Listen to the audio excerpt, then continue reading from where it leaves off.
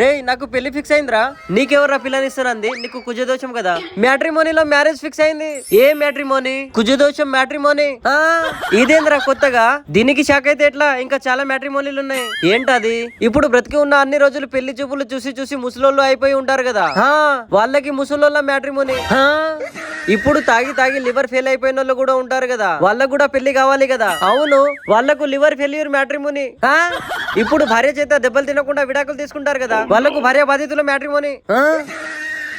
బట్టతలా ఉండేటోళ్ళకి బట్టతలా matrimony. నువ్వు కూడా కనిపెట్టేసావురా.